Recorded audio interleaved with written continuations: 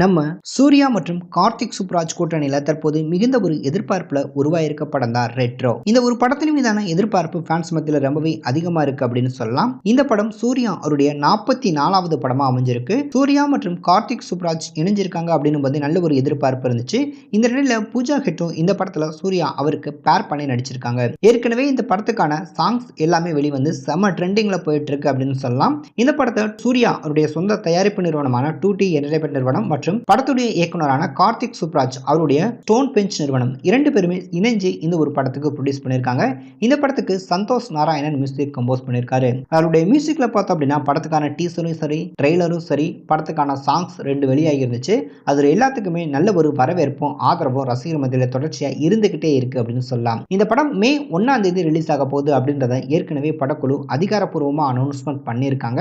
இந்த ஒரு படத்துக்கான டீசர் மற்றும் ட்ரெய்லர் வெளியான பின்னாடி இந்த ட்ரெய்லருக்கு மிகப்பெரிய ஒரு ஆதரவு ரசிகர் மத்தியில இருந்துகிட்டு இருக்கு அப்படின்னு சொல்லலாம். இது வரைக்கும் இந்த ஒரு ரெட்ரோ படத்துக்கான ட்ரெய்லரை பார்க்கும்போது கிட்டத்தட்ட 10 மில்லியனுக்கு அதிகமான பார்வையாளர்கள் பார்த்திருக்காங்கன்னு சொல்லலாம். தொடர்ச்சியா இந்த ட்ரெய்லருக்கு ரசிகர் மத்தியில நல்ல ஒரு வரவேற்பு இருந்துட்டு இருக்கு.